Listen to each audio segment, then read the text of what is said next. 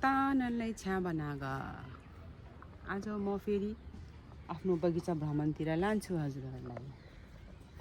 मेरो बाबाजी यहाँ गोड्दै हुनुहुन्छ, के भन्छ यसलाई, ड्र्यागन फ्रुट। बाबा, हेलो फादर, के छ, ठिक छ बाबा? हेर्नुहोस्, हाम्रो बाबा आमा यस्तो मेहनती हुनुहुन्छ है बगैँचामा। आज फुल डे काम। तेला सुधे आपनी आमै छु मकै गोड्दिन, तर तेल नेसेसरी क्यू खसी ना खसी पान के भन्छ थमारिदियो गुरुङ भाषा बोल्ने मान्छेको हालत यस्तो चाहिँ। अनि आज मेरो बगैँचा भ्रमणमा लाँदाखेरि यो कटहरको रुख मैले आजभन्दा लगभग 15-20 वर्ष अगाडि रोपेको, तर यहाँ फल चाहिँ लागेको थिएन र 2022 सालमा फल लागेको थियो। तर अफसोस त्यो बेला म युके गएको भएर मैले यो फल खान पाइनँ र यसपालि चाहिँ खान पाउँछु। फुल पनि थुप्रै फुलेको थियो, फल्न पनि धेरै फलेको थियो, तर अफसोस पानी परेर असिना परेर सबै झारिदियो र अहिले चाहिँ केही मात्रामा चाहिँ बचेको छ। यसरी कोट्याउनु पऱ्यो। हेर्नुहोस् यति ठुल्ठुलो भएछ, अबको केही समयपछि यो फल खान पाइन्छ है। अनि त्यस्तै मेरो बगैँचामा अब आडु पनि फुलिसकेर यहाँ फल्दैछ है। आलुहरू पनि अबको केही समयमा खान पाइन्छ। त्यस्तै मेरो बगैँचामा विभिन्न प्रकारको केराहरू छ र आज बाबा आमाले एउटा केरा यस्तो खाले काट्नु भयो रहेछ है। र असिना पानी धेरै परेको भएर केराहरू चाहिँ, केराको पातहरू चाहिँ सबै के भन्छ धुजा परेको छ।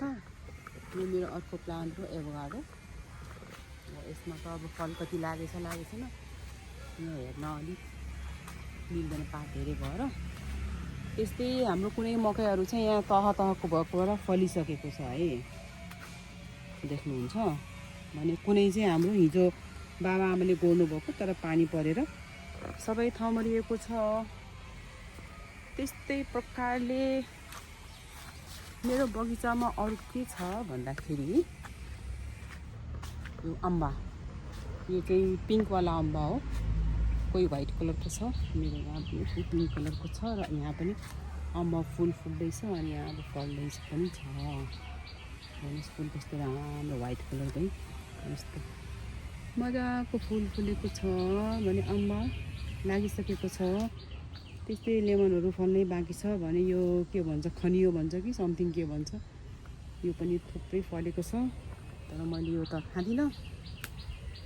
अरू यो केरा त बिचरा जान लागेछ, यो अर्को डिजाइनको केरा हो तर यसको अलिक स्वास्थ्य स्थिति राम्रो भएन। त्यस्तै उताको साइडमा चाहिँ व्हाइट कलरको अम्बा अनि सिङ्काफल अनि अर्कै डिजाइनको केराको प्लान्ट छ। साथै अम्बा पनि यहाँ भेराइटीको छ र म्याङ्गो ट्री पनि छ भने म्याङ्गो पनि फ्लावर लागेको छ। अब फल्न त कति फल्छ, लास्ट इयर फलेन, त्योभन्दा लास्ट इयर चाहिँ हिटन नै फलेको थियो। अनि अचारहरू पनि बनाएको थियो। हेरौँ अब यसपालि कस्तो हुन्छ। मेरो बगैँचामा हेर्नुहोस् कोही मकैहरू यति ठुलो भइसक्यो है। पहिला त म पनि अलिअलि काम गर्थेँ, हिजो आज मलाई अलि एलर्जी भएको भएर बगैँचातिर खासै आइन्न। यसो आमा बाबालाई चिया नास्ता दिनु पऱ्यो भने कि टिपटाप गर्नु पऱ्यो भने चाहिँ आउँछु। कति धेरै फलेको छ झुक्को हुनु त आलु है, कति राम्रो कति धेरै फलेको कि यहाँ त।